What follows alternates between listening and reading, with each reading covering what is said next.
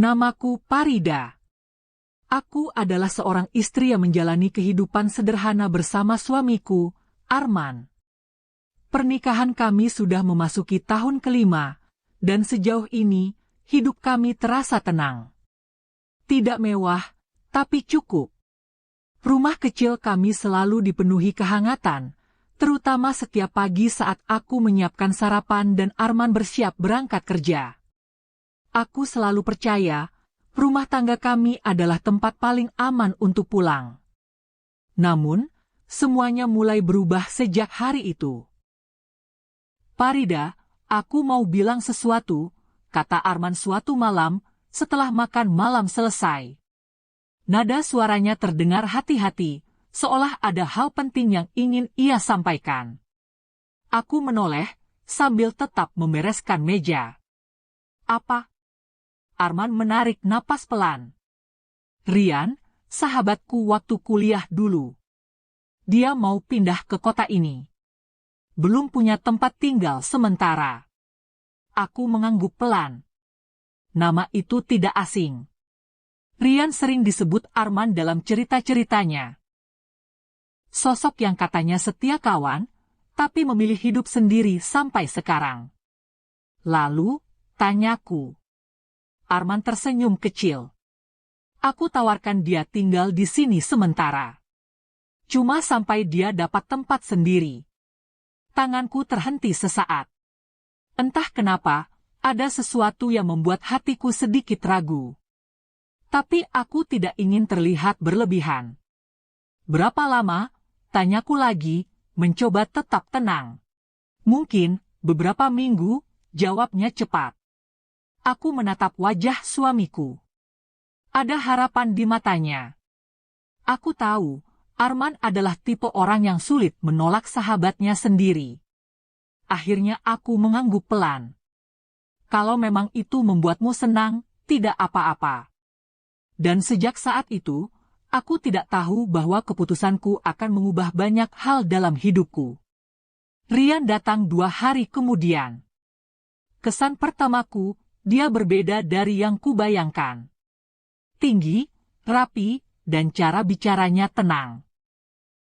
Tidak banyak bicara, tapi setiap kata yang keluar terasa sopan.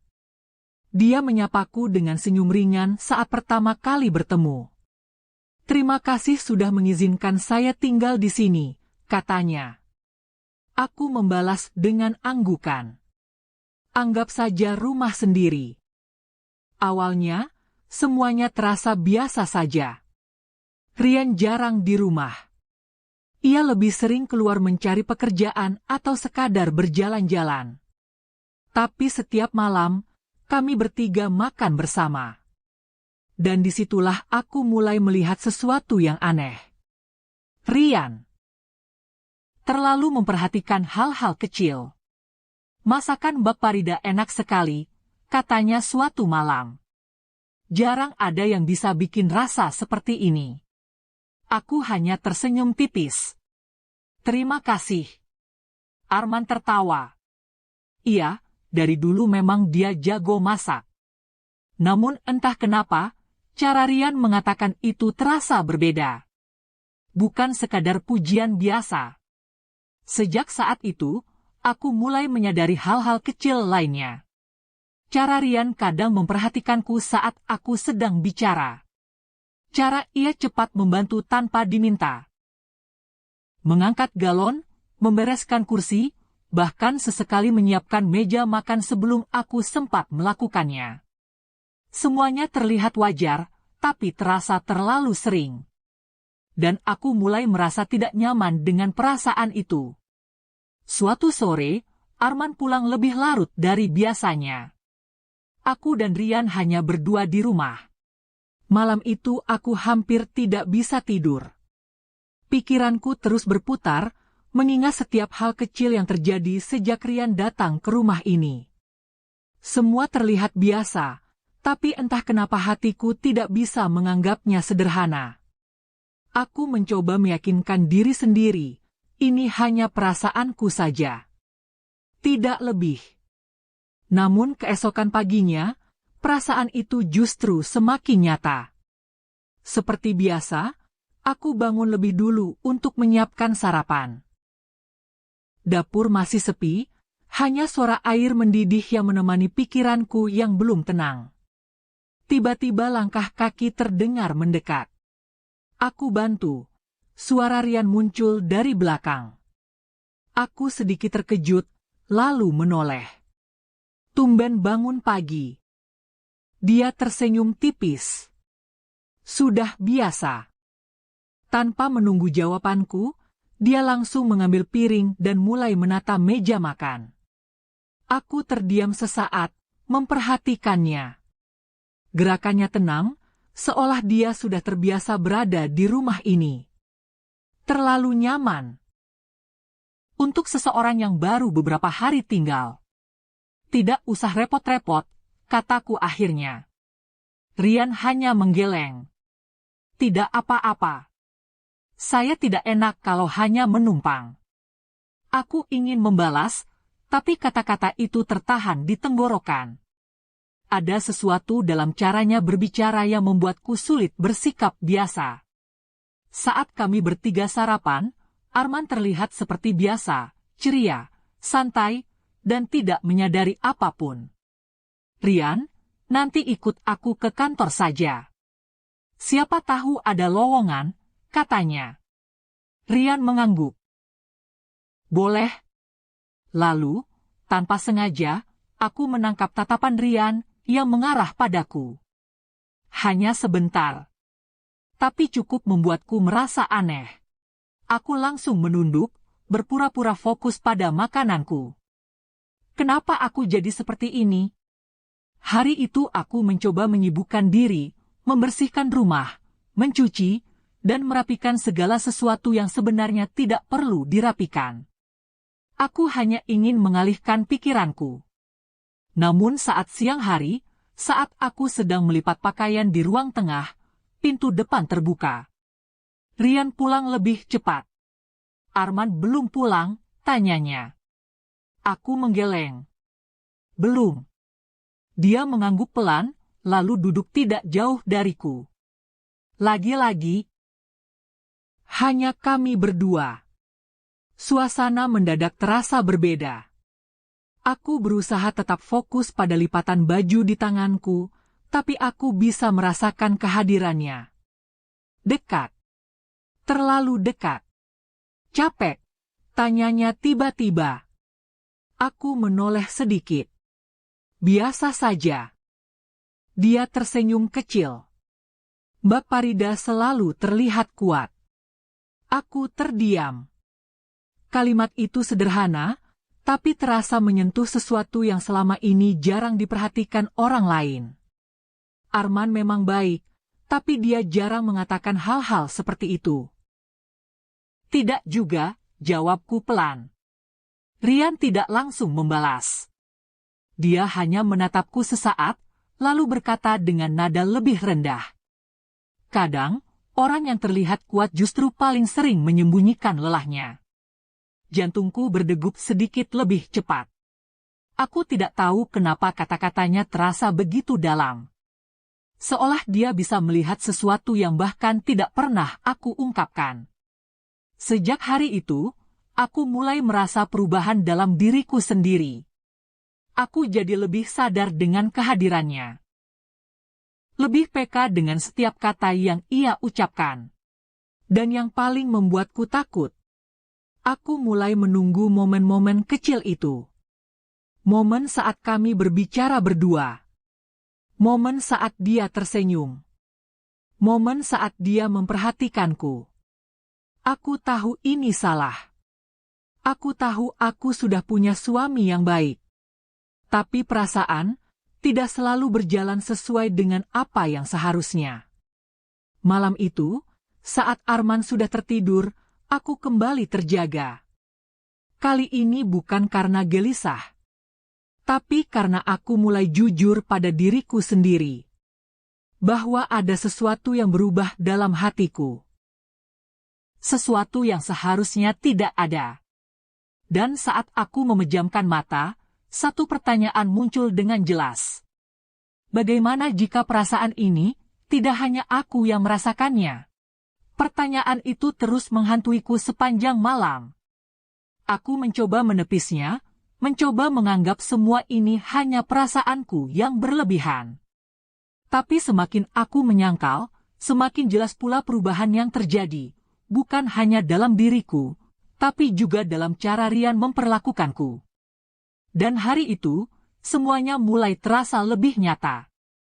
Pagi itu, Arman berangkat lebih awal dari biasanya. Ia terlihat terburu-buru, bahkan tidak sempat sarapan bersama kami. Maaf ya, Farida. Ada rapat penting, katanya sambil meraih tasnya.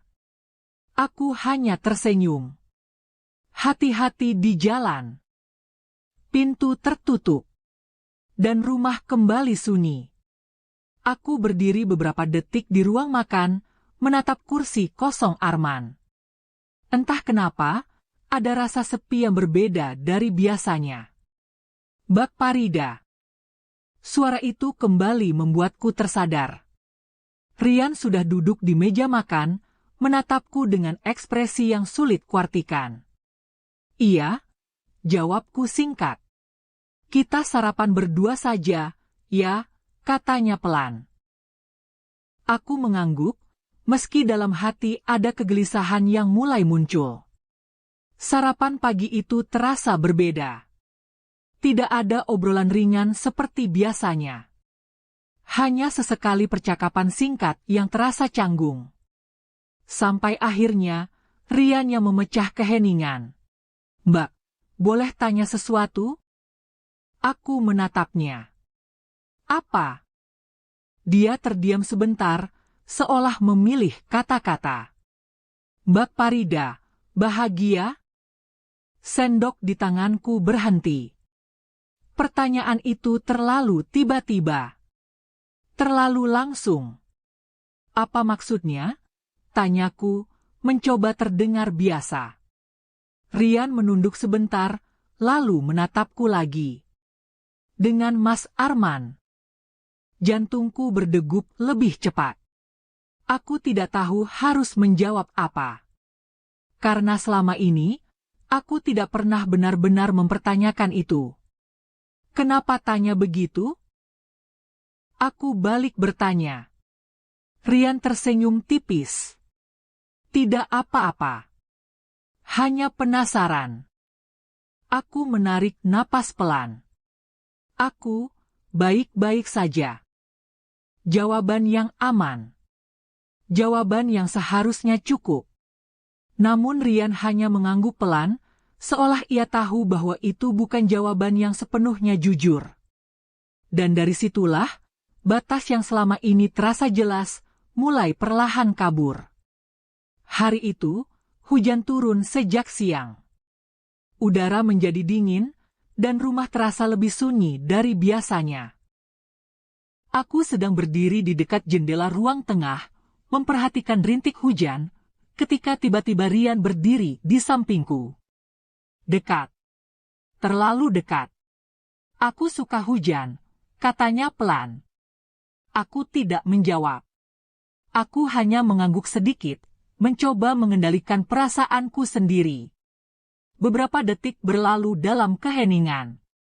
Lalu tanpa aku sadari, Rian berkata, "Kalau aku jadi Mas Arman, aku tidak akan sering meninggalkan Mbak sendirian seperti ini." Aku langsung menoleh. Kalimat itu membuat dadaku terasa sesak. "Itu bukan urusanmu," jawabku, sedikit lebih tegas dari yang aku rencanakan. Rian tidak tersinggung. Dia justru tersenyum kecil. "Iya. Maaf." Tapi entah kenapa, permintaan maafnya justru membuat suasana semakin tidak tenang. Sore menjelang malam, listrik tiba-tiba padam. Rumah menjadi gelap, hanya diterangi cahaya dari luar jendela. Aku berdiri di dapur, mencoba mencari lilin. Biar aku bantu, suara Rian kembali terdengar, kali ini lebih dekat dari yang aku duga. Saat aku berbalik, kami hampir saja bertabrakan. Jarak kami sangat dekat. Aku bisa merasakan napasnya. Dan untuk beberapa detik, waktu seolah berhenti. Jantungku berdegup kencang. Aku segera mundur selangkah. Tidak apa-apa, aku bisa sendiri, kataku cepat. Tapi sebelum aku sempat melangkah lebih jauh, Rian berkata pelan. Mbak, aku harus jujur. Langkahku terhenti. Aku tidak berani menoleh. Namun aku bisa merasakan tatapannya. Aku tidak bisa menganggap Mbak hanya sebagai istri sahabatku. Dunia seolah berhenti. Aku memejamkan mata. Ini sudah terlalu jauh. Jangan lanjutkan, kataku pelan, hampir berbisik. Tapi suaraku terasa lemah. Dan aku tahu, semuanya sudah berubah. Malam itu, saat Arman akhirnya pulang dan listrik kembali menyala, aku hanya diam. Duduk di sampingnya, mendengarkan ceritanya seperti biasa. Seolah tidak terjadi apa-apa. Seolah hatiku tidak sedang berantakan. Namun di dalam diriku, aku tahu satu hal dengan pasti. Aku sudah berada di titik yang berbahaya. Dan yang lebih menakutkan. Sebagian dari diriku tidak ingin menjauh. Dan untuk pertama kalinya, aku benar-benar bertanya pada diriku sendiri. Jika suatu hari aku harus memilih, apakah aku masih cukup kuat untuk mempertahankan rumah tanggaku? Pertanyaan itu terus berputar di kepalaku, bahkan sejak malam sebelumnya. Aku terbangun dengan perasaan lelah yang aneh, bukan karena kurang tidur, tapi karena pikiranku tidak pernah benar-benar beristirahat. Aku menoleh ke samping. Arman masih tertidur pulas, wajahnya terlihat tenang seperti biasa. Melihatnya seperti itu, hatiku justru terasa semakin sesak. Dia tidak tahu apa-apa. Dia tidak tahu bahwa aku mulai goyah. Hari itu aku berusaha menjaga jarak. Aku menghindari berada berdua dengan Rian. Setiap kali dia ada di ruang tengah, aku memilih masuk ke dapur. Jika dia ke dapur, aku mencari alasan untuk pergi ke kamar. Aku pikir itu akan cukup. Aku pikir dengan menjauh, semuanya akan kembali normal. Tapi aku salah. Sore itu, Arman mengirim pesan. Aku pulang agak malam lagi ya. Ada kerjaan tambahan. Aku membaca pesan itu berulang kali. Entah kenapa, kali ini perasaanku berbeda. Bukan sekadar mengerti. Tapi ada kekecewaan yang tidak bisa aku abaikan. Aku menatap layar ponselku cukup lama, lalu membalas singkat. Iya. Hanya itu. Rumah kembali sunyi. Dan seperti yang aku takutkan, hanya aku dan Rian lagi. Aku duduk di ruang tengah, mencoba membaca buku, meski satu kata pun tidak benar-benar masuk ke pikiranku. Langkah kaki itu kembali terdengar. Aku tahu itu dia. Mbak Parida. Aku tidak menjawab. Aku berharap dia mengerti bahwa aku ingin sendiri. Tapi dia justru mendekat. Kenapa menghindar? Tanyanya pelan. Aku menutup bukuku, lalu menatapnya. Aku tidak menghindar. Dia tersenyum tipis. Kalau tidak, kenapa sejak tadi kita tidak pernah berada di ruangan yang sama? Aku terdiam. Aku tidak punya jawaban yang jujur. Atau, lanjutnya pelan, Mbak takut. Kalimat itu seperti menekan sesuatu dalam diriku. Aku tidak takut, jawabku, sedikit lebih cepat dari yang seharusnya. Rian melangkah lebih dekat. Kalau begitu, hadapi saja. Jantungku kembali berdegup kencang. Rian, ini tidak benar, kataku akhirnya, mencoba menguatkan diri. Apa yang tidak benar? Dia bertanya tenang. Kamu tahu aku istri sahabatmu. Dia mengangguk. Aku tahu. Dan kamu juga tahu batasnya. Rian terdiam sesaat. Lalu dengan suara yang lebih dalam, dia berkata, batas itu mulai hilang sejak aku sadar, aku tidak bisa mengabaikan perasaanku. Aku menatapnya, tidak percaya. Perasaan tidak selalu harus diikuti, balasku. Benar, katanya. Tapi juga tidak bisa dipungkiri. Aku menggenggam tanganku sendiri, mencoba menahan sesuatu yang semakin sulit aku kendalikan. Kalau aku pergi dari rumah ini, apa semuanya akan selesai? Tanyanya tiba-tiba. Pertanyaan itu membuatku terdiam. Aku tidak langsung menjawab. Karena untuk pertama kalinya, aku benar-benar memikirkan kemungkinan itu. Jika Rian pergi, apakah semuanya akan kembali seperti dulu? Atau, justru aku yang akan merasa kehilangan sesuatu yang seharusnya tidak pernah aku miliki? Aku tidak tahu, jawabku akhirnya, jujur. Rian menatapku dalam-dalam. Jawaban itu sudah cukup buat aku. Aku menelan ludah. Kenapa aku tidak bisa berkata iya? Kenapa aku tidak bisa dengan tegas menyuruhnya pergi? Malam itu, Arman pulang lebih larut dari biasanya. Dia terlihat lelah, tapi tetap berusaha tersenyum padaku. Maaf ya, akhir-akhir ini aku sering pulang malam, katanya. Aku mengangguk pelan. Tidak apa-apa. Dia duduk di sampingku, lalu berkata, aku percaya kamu bisa jaga rumah ini dengan baik. Kalimat itu terasa seperti pisau halus di hatiku. Aku menunduk. Rasa bersalah itu akhirnya datang, lebih kuat dari sebelumnya. Saat Arman tertidur, aku kembali terjaga. Tapi kali ini berbeda. Aku tidak hanya bingung. Aku harus memilih.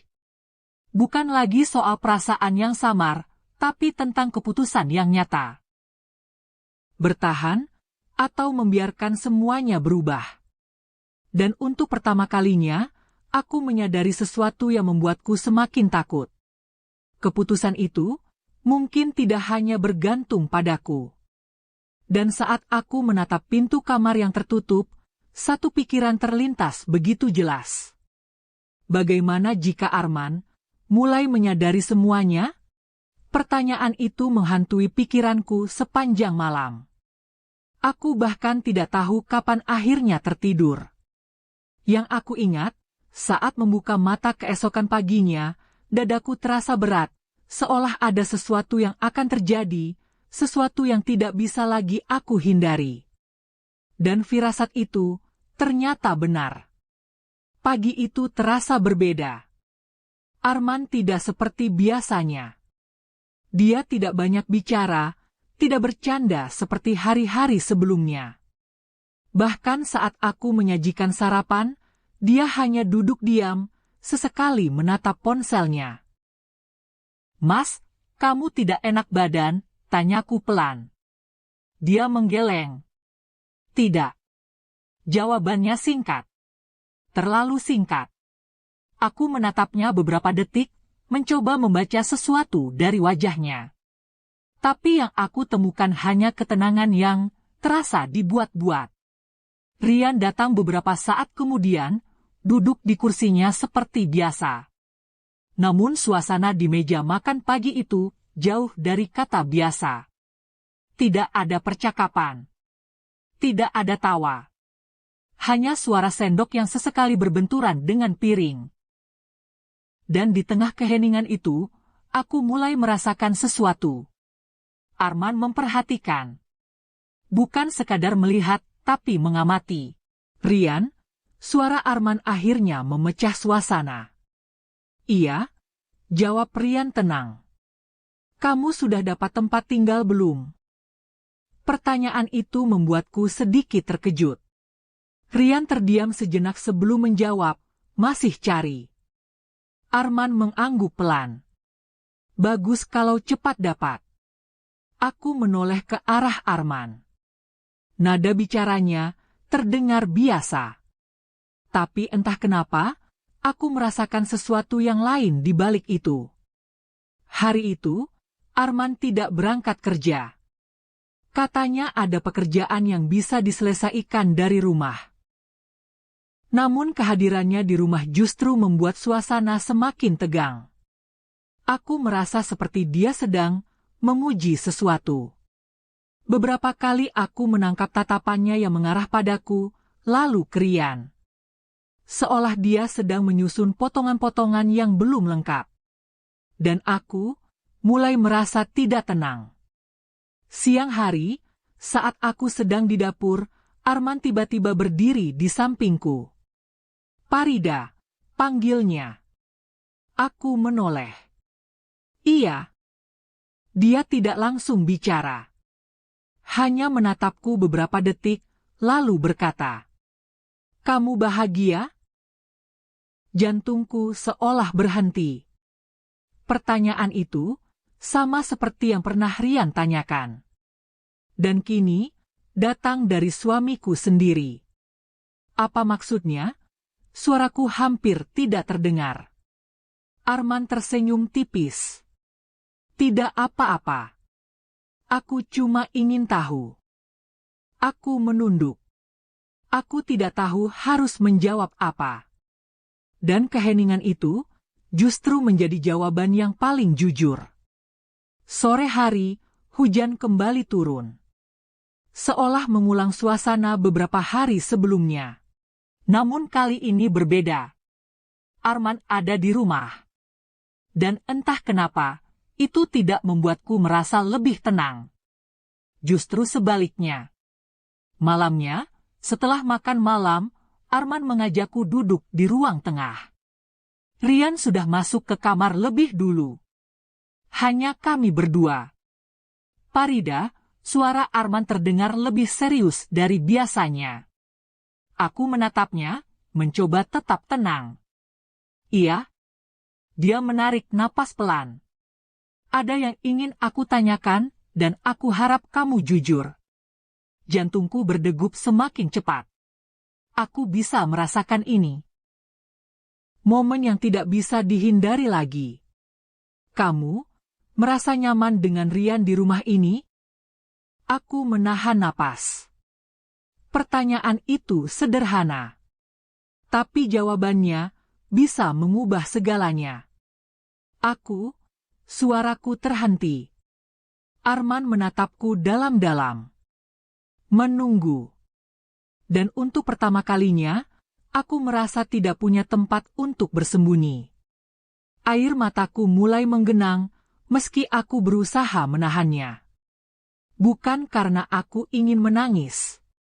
Tapi karena aku sadar, aku sudah terlalu jauh melangkah. Aku tidak tahu harus jawab apa. Kataku akhirnya, "Jujur." Arman terdiam. Lalu perlahan, dia mengangguk. Seolah dia sudah mengerti, bahkan tanpa aku menjelaskan lebih jauh. Dan saat itu juga, aku tahu. Kebenaran sudah tidak bisa disembunyikan lagi. Malam itu, aku duduk sendirian di kamar. Arman tidak banyak bicara setelah itu. Dan keheningan di antara kami terasa lebih berat dari sebelumnya. Aku memeluk diriku sendiri, mencoba menenangkan hati yang kacau. Namun satu hal terus terngiang di kepalaku. Semuanya akan berubah setelah malam ini. Dan pertanyaan yang paling menakutkan akhirnya muncul dengan jelas. Siapa yang akan aku pilih saat semuanya benar-benar terungkap? Pertanyaan itu terus bergema di dalam hatiku sepanjang malam. Aku duduk di tepi tempat tidur, menatap ke arah jendela yang sedikit terbuka. Udara dingin masuk perlahan, tapi tidak mampu menenangkan pikiranku yang penuh sesak. Aku tahu, aku tidak bisa terus seperti ini. Aku harus memilih. Pagi itu datang dengan keheningan yang berbeda. Arman sudah bangun lebih dulu. Aku menemukannya duduk di ruang tengah, menatap kosong ke arah televisi yang bahkan tidak menyala. "Mas," panggilku pelan. Dia menoleh. Wajahnya tenang, tapi matanya menyimpan sesuatu yang tidak bisa ia sembunyikan. "Kita perlu bicara," katanya singkat. Aku mengangguk. Inilah saatnya. Kami duduk berhadapan. Tidak ada jarak, tapi terasa sangat jauh. "Aku tidak akan berputar-putar," kata Arman pelan. Aku tahu ada sesuatu yang berubah. Aku menunduk. Tanganku gemetar, tapi aku tidak ingin lagi bersembunyi. "Aku minta kamu jujur, Farida," lanjutnya. "Apa kamu punya perasaan lain?" Air mataku akhirnya jatuh. Aku tidak bisa lagi menyangkal. "Iya," jawabku lirih. Satu kata itu terasa seperti melepaskan semua yang selama ini aku tahan. Arman memejamkan mata. Aku bisa melihat betapa beratnya itu untuknya. "Krian?" tanyanya lagi. Aku tidak menjawab dengan kata-kata. Tapi diamku sudah cukup menjelaskan semuanya. Beberapa detik terasa seperti selamanya. Lalu Arman berdiri. Aku panggil dia, katanya pelan. Jantungku langsung berdegup kencang. "Mas, jangan," aku mencoba menghentikan. Tapi Arman sudah berjalan menuju kamar Rian. Dan untuk pertama kalinya, semuanya benar-benar terbuka. Rian keluar dari kamar, wajahnya terlihat bingung. "Ada apa, men?" tanyanya. Arman berdiri di hadapannya. "Tenang, terlalu tenang. Aku mau tanya sesuatu," katanya. "Dan jawab yang jujur." Rian mengangguk. "Kamu punya perasaan sama istriku?" Suasana mendadak hening. Aku menahan napas. Rian menatap Arman, lalu sekilas ke arahku. Dan tanpa ragu, dia menjawab, "Iya." Jawaban itu seperti menghentikan waktu. Arman tersenyum tipis. Bukan senyum bahagia, tapi senyum yang penuh luka. "Aku kira begitu," katanya pelan. Lalu dia menoleh ke arahku. "Sekarang, aku mau dengar dari kamu," ucapnya. Langkahku terasa berat. Aku berdiri di antara mereka berdua. Dua orang yang sama-sama penting dalam hidupku. Tapi aku tahu, aku tidak bisa memiliki keduanya. Air mataku jatuh tanpa bisa aku tahan lagi. "Aku salah," kataku dengan suara bergetar. Aku terlalu jauh membiarkan semuanya terjadi. Arman tidak menyela. Rian juga diam. Menunggu. Aku menarik napas panjang. Dan untuk pertama kalinya, aku benar-benar jujur, bukan hanya pada mereka, tapi juga pada diriku sendiri. "Aku memang punya perasaan itu," lanjutku. Tapi, itu tidak seharusnya terjadi. Aku menatap Rian. Apa yang aku rasakan, bukan sesuatu yang bisa aku banggakan. Lalu aku menoleh ke Arman. "Dan apa yang aku punya denganmu, itu yang seharusnya aku jaga." Rian menunduk. Untuk pertama kalinya, aku melihat dia kehilangan kata-kata. "Aku akan pergi," katanya pelan. Tidak ada drama. Tidak ada perdebatan. Hanya keputusan yang terasa sangat berat. Beberapa jam kemudian, Rian benar-benar pergi. Tanpa banyak kata. Tanpa menoleh lagi. Dan rumah itu kembali seperti semula. Tapi aku tahu, semuanya sudah berubah. Malam itu, aku duduk di samping Arman. Tidak ada kata-kata panjang. Tidak ada penjelasan berlebihan. Aku hanya berkata pelan, "Maaf." Arman tidak langsung menjawab. Beberapa saat kemudian, dia menghela napas panjang. Kepercayaan itu tidak hilang dalam satu hari, katanya. Tapi juga tidak bisa kembali dalam satu malam.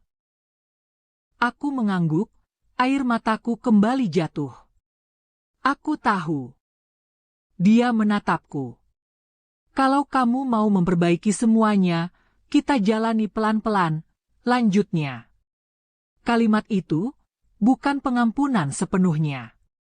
Tapi juga bukan penolakan. Itu adalah kesempatan. Aku menggenggam tangannya pelan. Untuk pertama kalinya setelah semua ini terjadi, aku merasa masih ada harapan. Bukan untuk kembali ke masa lalu, tapi untuk membangun sesuatu yang baru dengan kesadaran yang berbeda. Dan malam itu, aku akhirnya mengerti satu hal. Perasaan bisa datang tanpa diundang. Tapi keputusan selalu ada di tangan kita. Dan kali ini, aku memilih untuk tetap tinggal. Bukan karena semuanya sempurna. Tapi karena aku ingin memperbaiki apa yang hampir hancur.